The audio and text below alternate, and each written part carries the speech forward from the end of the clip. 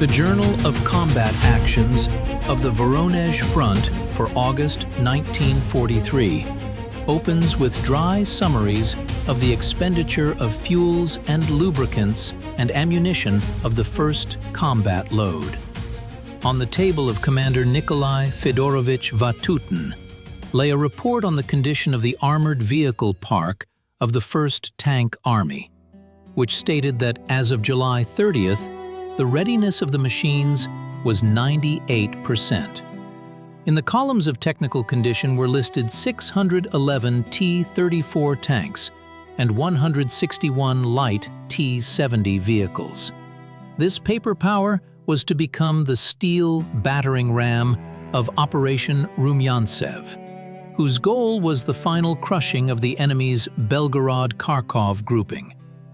However, behind the figures of readiness was hidden a critical planning defect.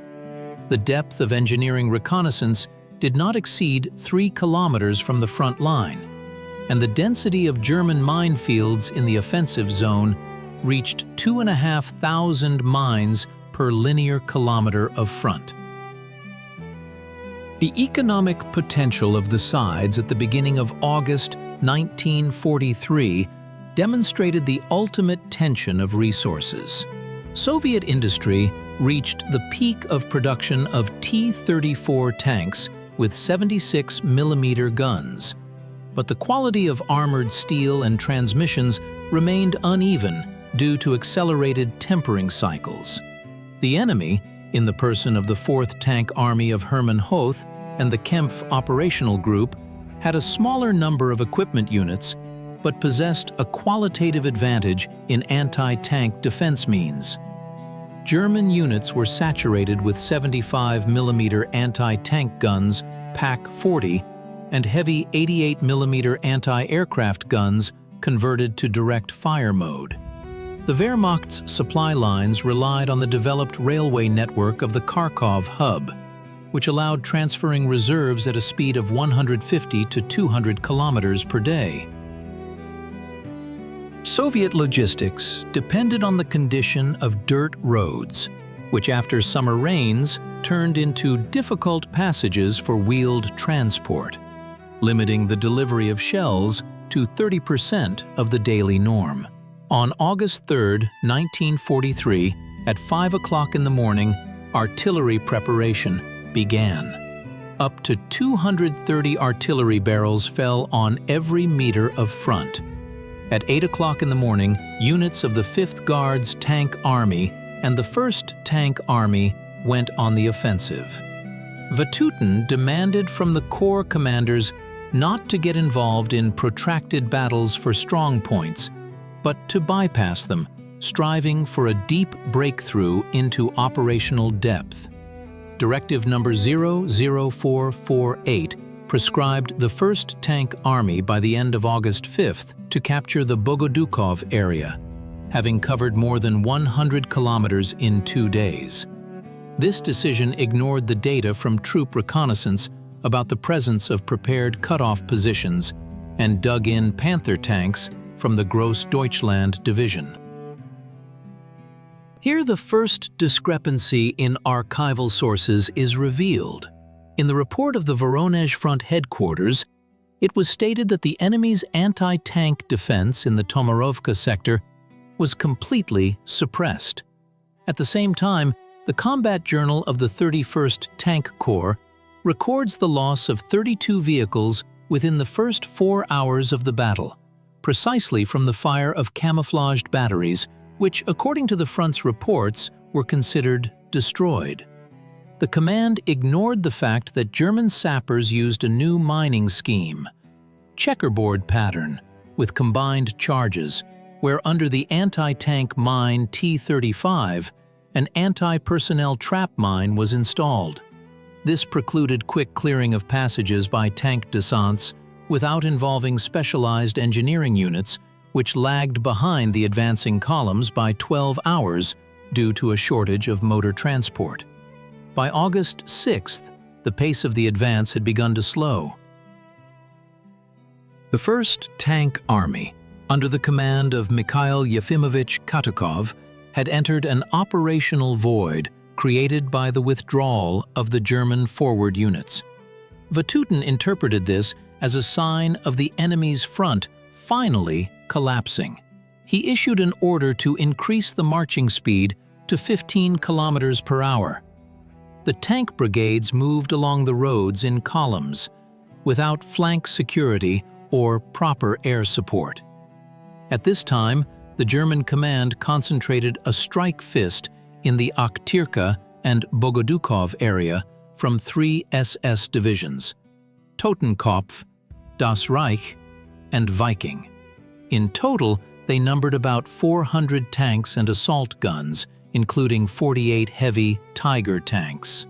On August 7th, an incident occurred that became a harbinger of the crisis. The 6th Tank Corps reached the Vorskla River. The bridges had been destroyed. Instead of building crossings as ordered by the front headquarters, the tanks forded at untested locations. The clay bottom and steep banks resulted in 18 vehicles becoming stuck and abandoned due to the impossibility of evacuation under enemy fire. Vatutin, located at the command post in Belgorod, continued to demand an advance to Bogodukov, justifying it by the need to cut the Kharkov-Poltava railway. He failed to account for the fact that the 1st Tank Army's communications, stretched over 80 kilometers, had become vulnerable to flank attacks. The second critical discrepancy in the data concerned the size of the German reserves. The front's intelligence summary from August 8th stated that the SS Viking division had been transferred under Izum and could not participate in the fighting for Bogodukov. In practice, however, Viking subunits attacked the left flank of the 1st Tank Army in the Kazachia-Lopani area by noon on August 9th. The planning error lay in the fact that air reconnaissance had mistaken dummy equipment for real troop concentrations, while Wehrmacht combat units were conducting night marches with full light discipline. On August 10th, the situation entered a phase of technical crisis. The anti-tank artillery regiments, which were supposed to cover the flanks of the Tank Corps, had exhausted their fuel quota. The tractors ran out of gasoline 30 kilometers from the front line. The tank brigades of the 1st Tank Army found themselves one-on-one with German anti-tank ambushes. The German tactics involved creating packfronts, groups of 10 to 12 guns positioned in a semicircle in wooded belts or behind reverse slopes of heights. Soviet tanks, moving at high speed across open terrain, fell into fire sacks. The German guns opened fire at a distance of 1,500 meters, while the effective range of T-34 fire did not exceed 800 meters. On August 11th, Vatutin committed his last major reserve, the 5th Guards Tank Army of Pavel Alexeyevich Rotmistrov. The army, already bloodied in the July battles under Prokhorovka, had about 250 tanks operational. The order was concise: by a strike to the south, link up with Katukov's forces and close the encirclement ring around Kharkov. However, the advance route ran through the swampy floodplain of the Merla River. The tanks moved in dense groups, making them ideal targets for Stuka Ju-87 dive bombers. In one day on August 11th, Rotmistrov's army lost 46 tanks to air and artillery ambushes, advancing only 6 kilometers. The audit of Nikolai Vatutin's command decisions reveals systematic violations of the 1934 combat regulations for armored and mechanized troops. According to the regulations, committing a tank corps to the breakthrough must be supported by suppressing enemy anti-tank assets to a depth of up to 10 kilometers using divisional and army artillery. Vatutin, however, employed the seeping method, relying on the speed of the vehicles. Yet on the rugged terrain of the Belgorod region, speed was constrained not by the V2 engine's power, but by the density of minefields. For every tank knocked out by shell fire, 2 more were disabled by mines or technical breakdowns caused by operating the engines in forced modes amid heavy dust conditions. On August 13th, Kempf's group launched a counteroffensive. German tanks struck at the junction between the 1st Tank Army and the 5th Guards Tank Army. At that moment, a third supply error emerged, documented in the rear area inspection reports. On paper, each brigade had 2 fuel refills available.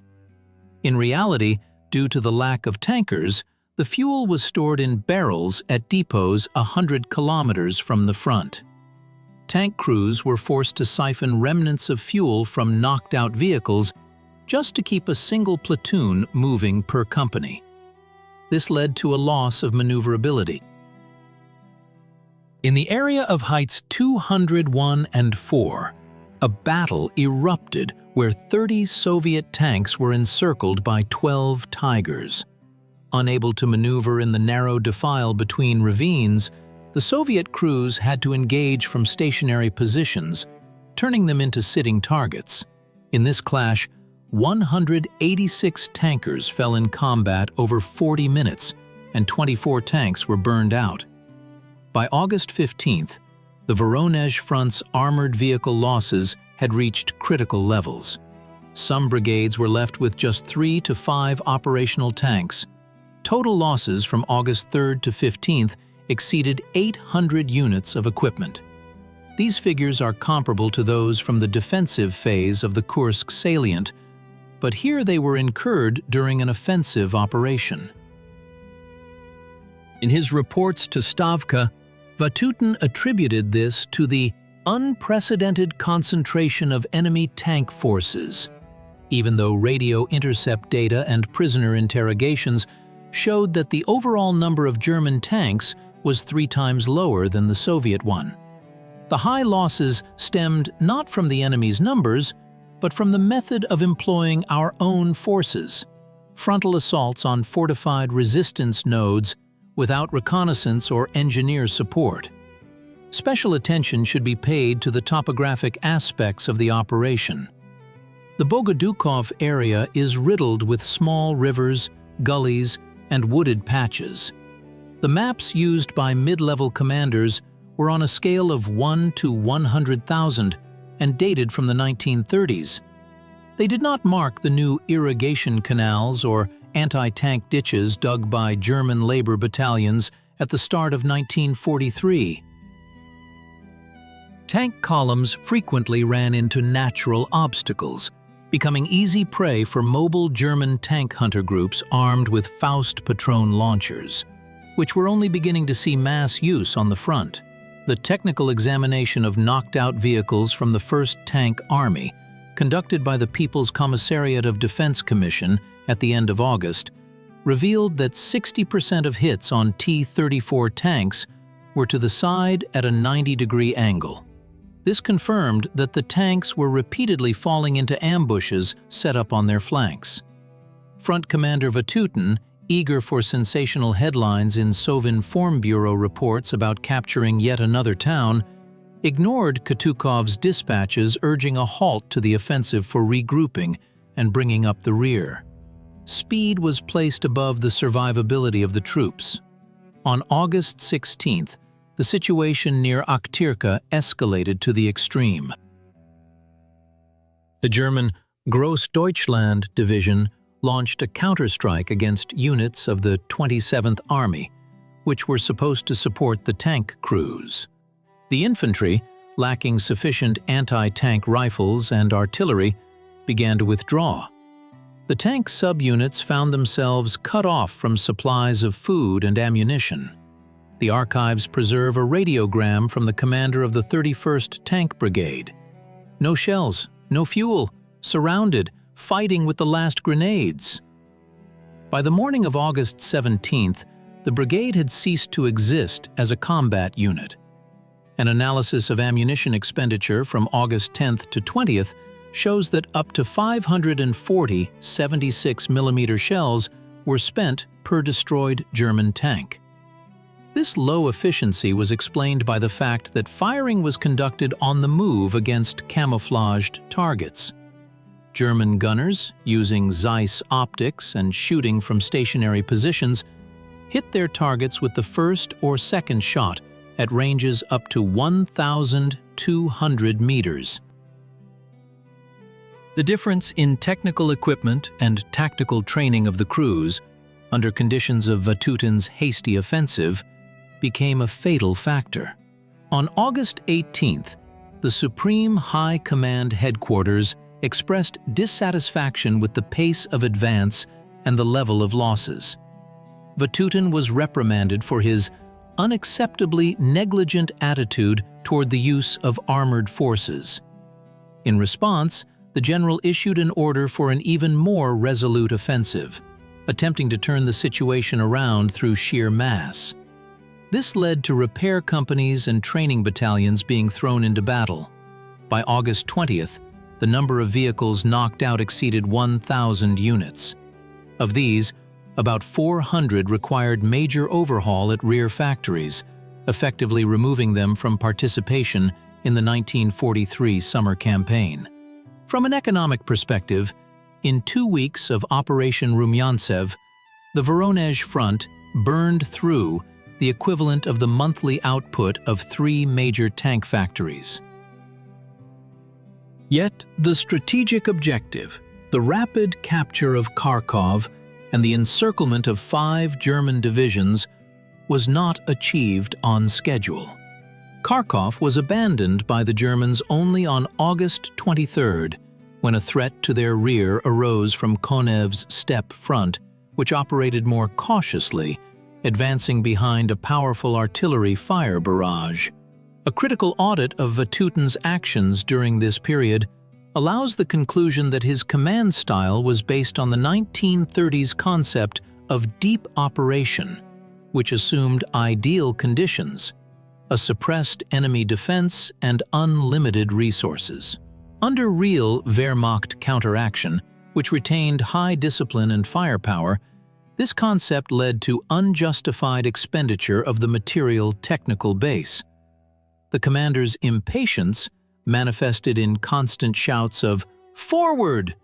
deprived field commanders of the opportunity to conduct even basic terrain reconnaissance. As a result, tanks perished not in grand steel-on-steel battles, but from commonplace mines and fire from unseen guns in the bushes. Statistics on personnel losses in the Voronezh Front's tank units for August 1943 indicate over 12,000 men lost. These were experienced crews who had been schooled in Stalingrad and the Kursk salient. The loss of such cadres was more painful for the army than the loss of iron. Training a new driver, mechanic, or gunner required 3 to 6 months, while crew cohesion in combat took even longer. Thus, the tactical errors of August reverberated for Soviet command in the autumn battles for the Dnieper, when reinforcements arrived in the tank forces without combat experience. The outcome of Operation Rumyantsev for the Voronezh Front formally appeared as a victory.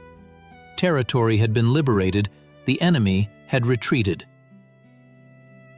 However, the price of this victory, in the form of mountains of charred metal on the minefields near Bogodukov and Akhtirka, forces a re-evaluation of General Vatutin's actions.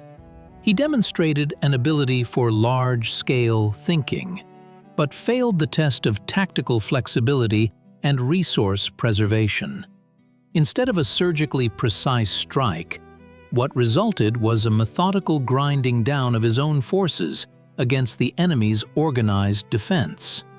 Archival documents confirm that after the operation's end, a commission of the State Defense Committee noted the low level of interaction between tanks and infantry. Reports explicitly stated that infantry units often did not know the signals of tank brigades and lacked radio communication with them. Tank crews, breaking through ahead, were left without rifleman cover, allowing German close combat groups to freely shoot up the vehicles from short distances. This was a systemic command error at the front level, where planning was conducted by map without accounting for real communication capabilities. In the aftermath of August 1943, the Voronezh Front headquarters issued a collection titled Lessons of Offensive Battles, in which errors in organizing reconnaissance and demining were acknowledged. However, no one bore personal responsibility for the loss of an entire tank army. Soviet historiography preferred to focus on the fact of Kharkov's liberation, glossing over the details of the Bogodukov slaughter. Nevertheless, the figures for irrecoverable equipment losses remain in the archives as a mute testament to what neglect of technical reconnaissance in favor of political deadlines leads to. On the material-technical base of the opposing sides, the operation had a dual impact. The Soviet Union was able to quickly replenish losses thanks to the enormous mobilization capacities of the Urals and Siberia. Germany, having lost several hundred tanks, could no longer restore parity on the southern sector of the front. But from the standpoint of military art, August 1943 became a triumph of German anti-tank defense and a defeat for Soviet tactics in employing tank masses in the offensive. Vatutin was undoubtedly a strong-willed commander, but in this case, his will worked against the objective laws of logistics and tactics, turning every offensive operation into a bloody trial for industry and men.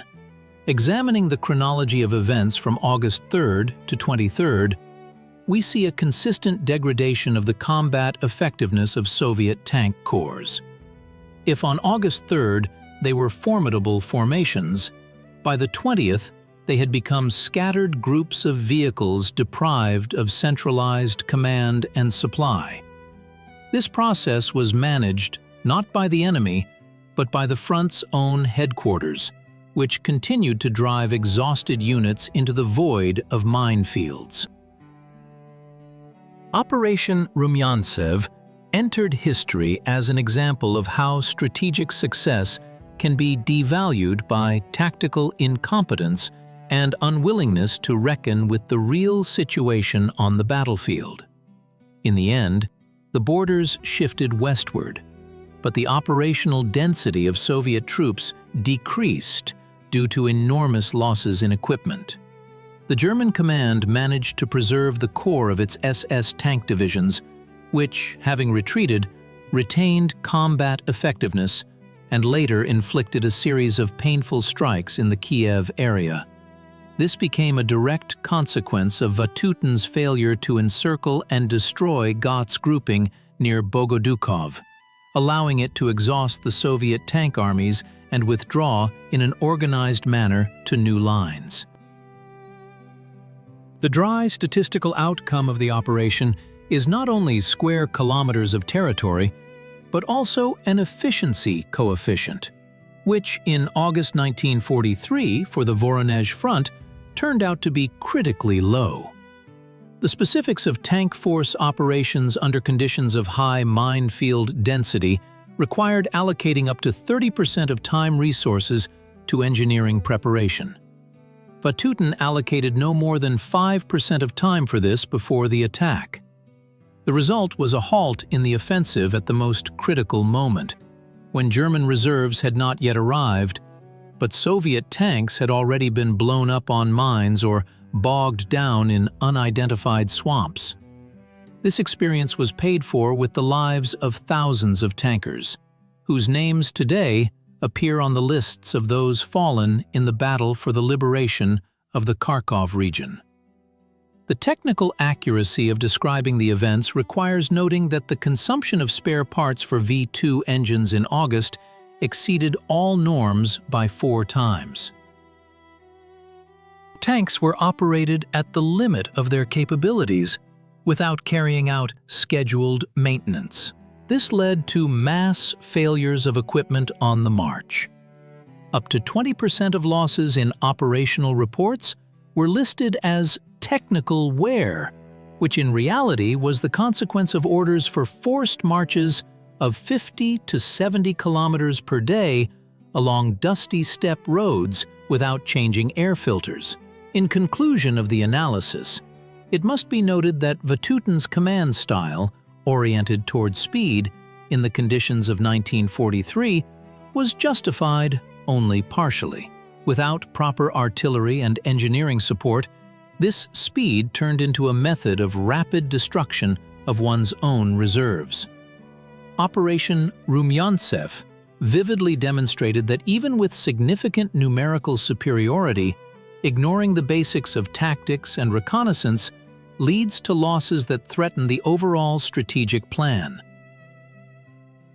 The statistics of armored vehicle losses in the minefields near Bogodukov remain one of the darkest and least studied episodes of the Great Patriotic War, requiring further detailed study in the closed archives of the General Staff. Thus, the reconstruction of the events of August 1943 reveals a deep gap between the ambitions of the front command and the real capabilities of the troops. A fact-centered approach allows one to see behind the boastful reports the tragedy of tank crews who became hostages to the general's impatience. This period of the war became a harsh lesson that forced the Soviet command in the future to approach more carefully the issues of interbranch interaction and engineering support for offensives, although the price of this lesson was prohibitively high.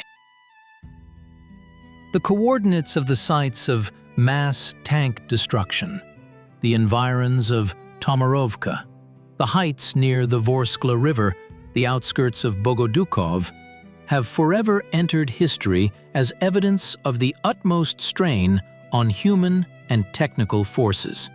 Analysis of logistics reports and combat journals allows reconstructing with precision to the hour the picture of how the steel fist of the Voronezh front melted under the blows of German anti-tank defenses, without the ability either to retreat or to effectively counterattack amid fuel shortages and lack of intelligence data. This cold study of figures and facts serves as a reminder that in war, errors in calculations or neglect of supply details are paid for with the most expensive price: human lives and the combat effectiveness of the entire army.